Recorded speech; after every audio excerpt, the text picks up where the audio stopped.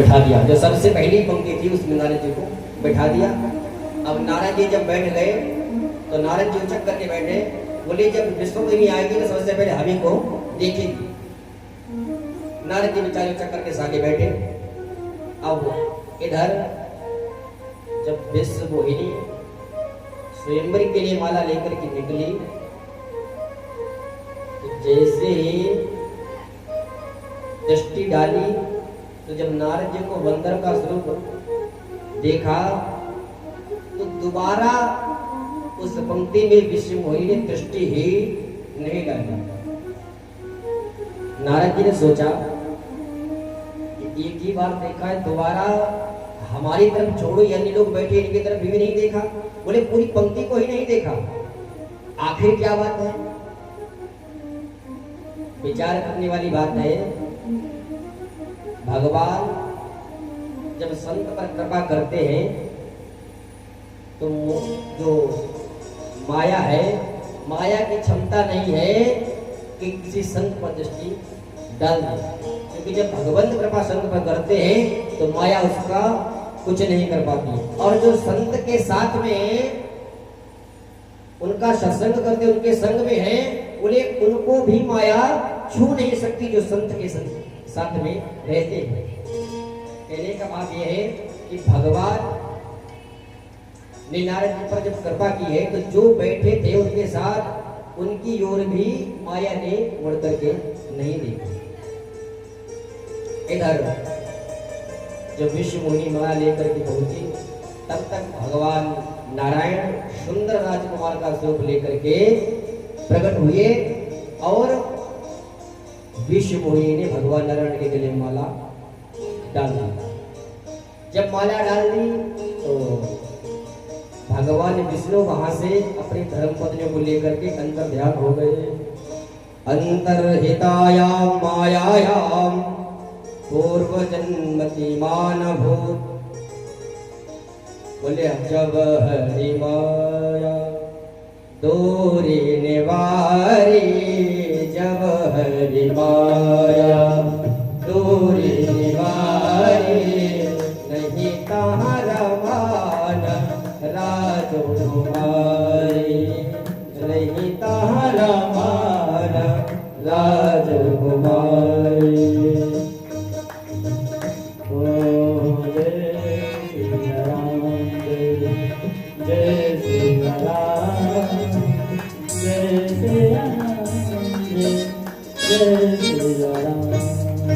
जब हरि माया दूरी निवारी और नहीं ताराबान राजकुमारी, भगवान राजकुमारी को लेकर के अंतर ध्यान हो गए, अपनी माया को दूर किया। जब भगवान विष्णु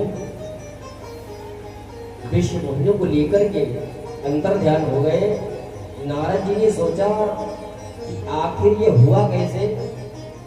मैं बैठा था, पूरी पंक्ति बैठी थी, किसी की गले माला नहीं डाला, आखिर क्या बात है? तो सेवगणों ने कहा बाबा पहले जाकर के अपना दर्पण में चेहरा देखिए। अब नारद जी ने सोचा कि शीशा यहाँ से कहाँ से लाऊं, भाई वहां शीशा उठा लें, तो एक पात्र में जल रखा था। नारद जी ने जैसे ही जल में जाकर के अपना चेहरा देखा तो जब बंदर का चेहरा देखा नारद जी को क्रोध आ गया। नारद जी को जब क्रोध आ गया तो नारद जी ने शिवगणों को श्राप दे दिया। जो शिवगण उपहास कर रहे थे, शिवगणों को श्राप दे दिया। रुद्र संहिता के 5वें अध्याय में और 20वां श्लोक है, इसमें श्राप दिया है कि मैं तुम्हें श्राप देता हूं कि तुम विश्वश्रवा के वीर से उत्पन्न होकर के तुम्हारे जो जन्म होगा वो कुंभकर्ण और रावण के अवतार में आपका प्राकट्य होगा। आपका जन्म राक्षसी प्रवृत्ति का होगा, क्योंकि ब्राह्मण के द्वारा आपका जन्म होगा, इसीलिए आपके, क्योंकि आपने जो उपहास किया है, इस उपहास के कारण आपकी राक्षस प्रवृत्ति होगी, पर आप त्रिलोक विजेता होंगे और विद्वान होंगे। ऐसा श्राप नारद जी ने उन गणों को दे दिया। गण भगवान के नारद जी के चरणों में गिर गए, प्रणाम किया और प्रणाम करके चले गए। अब नारद जी ने संकल्प किया, या तो मैं श्री हरि को श्राप दूंगा और नहीं तो मैं आत्महत्या कर लूंगा। देहो श्राप के मरी हो जाए और जगत मेरे उपहास कराए। पूरी जगत में हमारी निंदा करी है, उपहास कराया है, मैं इसीलिए श्राप दूंगा और नहीं तो अपने आप को हत्या कर लूंगा। क्योंकि भगवान नारायण को श्राप देने जा रहे हैं, छोटी बात थोड़ी है। वो लेकर दे पाऊंगा तो ठीक, नहीं तो मैं आत्महत्या कर लूंगा। यह कह करके नारद जी चल दिए। बीच में भगवान नारायण मिल गए। बीच ही पंथ मिले तनुजारे, संग रमासे राजकुमारी। बीच ही पंथ मिले तनुजारे, संग रमासे राजकुमारी।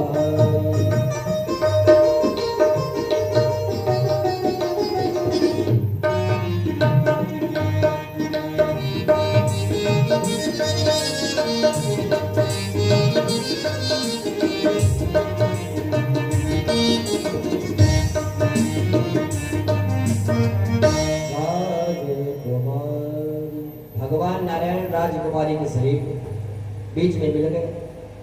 नारद जी ने कहा, तुम कपटी हो, दुष्ट हो, जन्म जन्मांतर के कपटी हो, छलिया हो। आप एक जन्म के नहीं, अब तो अनेकों जन्मों के तुम कपटी हो। भगवान को इस तरह से नारद जी कहने लगी। भगवान मुस्कुराए, कहा, मैं तुमको श्राप देता हूं। तो भगवान नारायण की ये सब लीला है। भगवान मुस्कुराए। नारद जी ने भगवान को श्राप दिया। स्त्री कृते व्याकुलम विष्णु मामा कर श्री विमोहका, अन्न कर से स्वरूपेण एन कपटिका। आपने जो कृत्य किया है, मैं आपको श्राप देता हूं कि जिस तरह से आपने हमारा उपहास कराया है, स्त्री के वियोग में जिस तरह से मैं तड़पा हूं, उसी तरह मैं भी आपको श्राप देता हूं। आप भी स्त्री के वियोग में वन वन भटकेंगे, मैं आपको ये श्राप देता हूं। ये पहला श्राप दिया। दूसरा कहा, जिस तरह हमारा उपहास हुआ है स्त्री के कारण, और आपने जो स्वरूप हमको दिया है बंदर, जो बंदर का स्वरूप दिया है, इसी स्वरूप के द्वारा आप अपनी धर्म पत्नी को खोजने के लिए इनसे आग्रह करेंगे और इनका साथ आपको मिलेगा। बंदरों के द्वारा ही आप अपनी धर्म पत्नी को खोज पाएंगे। ये मैं आपको श्राप देता हूं। इस तरह से नारद जी ने ये दो श्राप दे दिए। और तीसरा कहा, जिस तरह से मैंने स्त्री का सुख नहीं भोग पाया है, उसी तरह आप भी अपनी स्त्री का सुख भोग नहीं पाएंगे। जीवन भर आप दुखी रहेंगे। तो उसी का कारण था जो भगवान नारायण को रामचंद्र का अवतार लेना पड़ा।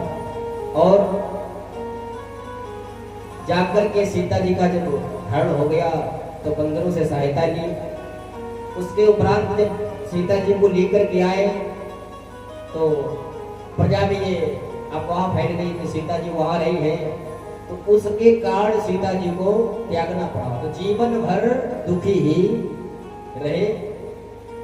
भगवान नारायण ने इन तीनों श्रापों को अपने सिर पर धारण किया हंस करके, और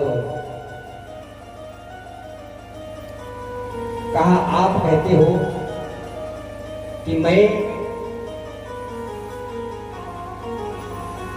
सर्वसमाधवान हूं, मैं समर्थवान अगर होता तो मैं आपके इन तीनों श्रापों को अपने सिर पर धारण करता। अरे अहम भक्ति पराधीनो, मैं तो अपने भक्तों के अधीन हूं। जैसा भक्त हमको बुलाते हैं मैं वैसा ही जाकर के करता, इसीलिए मैं भक्तों के अधीन हूं। भगवान नारायण वहां से अंतर ध्यान हो गए।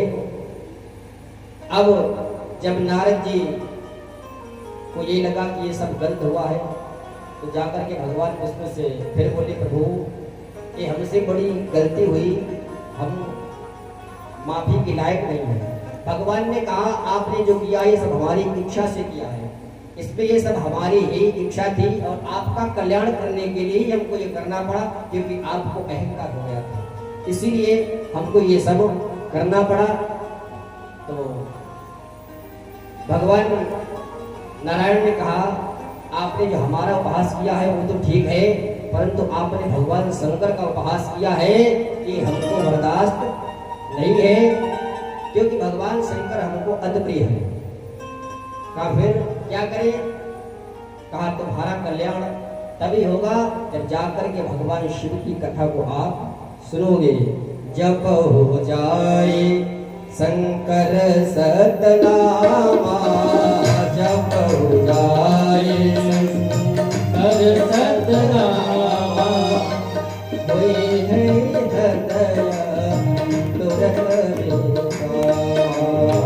कोई है हृदय तुरत बेगा। नहीं सेवा नहीं सेवा सामान्य प्रेम मोही, को नहीं सेवा सामान्य प्रेम मोही, असे करते जाओ कोई। जय जय सिया राम, जय सिया राम, जय जय सिया राम, जय सिया राम, जय जय सिया राम। तो नारद जी को बड़ा सुंदर उपदेश दिया, कहा जाओ जाकर के भगवान शिव का भजन करो और जितने शिव क्षेत्र है जाकर के भगवान के शिव मंदिर में जाकर के उनका दर्शन करो और भगवान शिव के दर्शन के पश्चात बोले भगवान शिव का भजन करो। आइए बड़ा प्यारा सा भाव है, उसके बाद आरती और प्रसाद।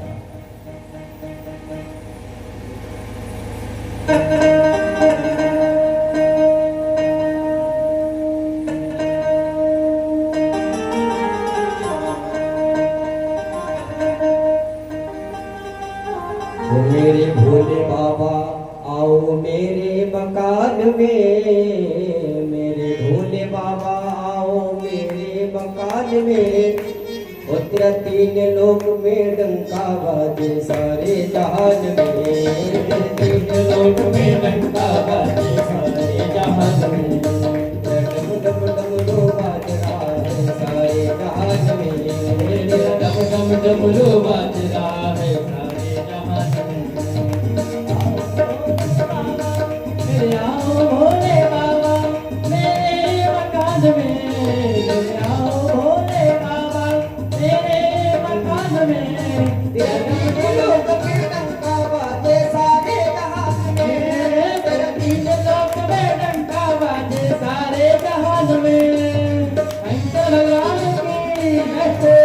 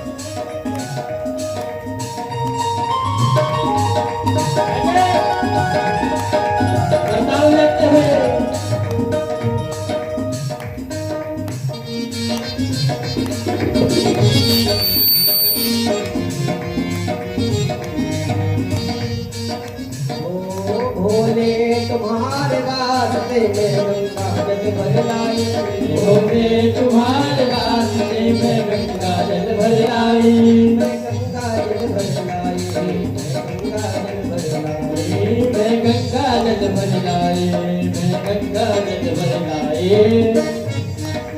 और प्रेम से नहा लो, प्रेम से नहा लो मेरे मकान में, प्रेम से नहा लो मेरे मकान में, तेरा तीन लोग में गंगा बाजे सारे जहान में, मेरे तीन लोक में डमरू बाजे सारे जहां में। मेरे आओ भोले बाबा, मेरे आओ भोले बाबा, मेरे मकान में मेरे डम डम डमरू बाजे सारे जहां में। हरि बोल।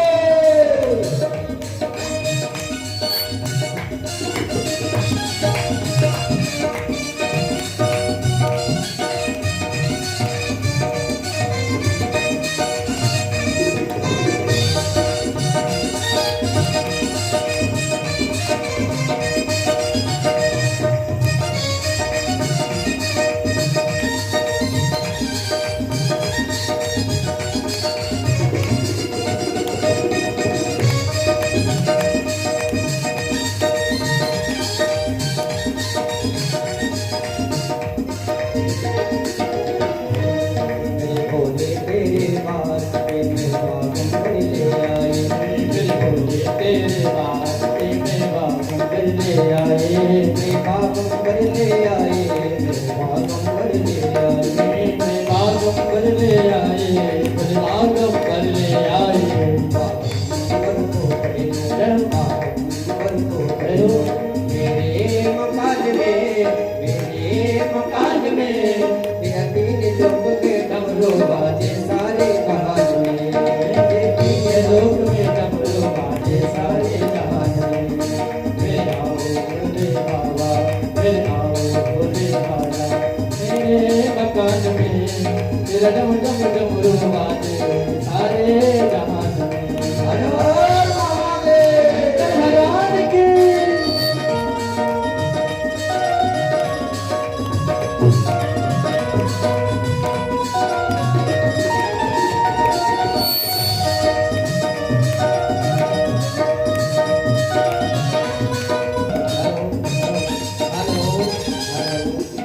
सभी लोग खड़े हो जाएंगे और मस्ती में झूमते हुए क्या कहना है?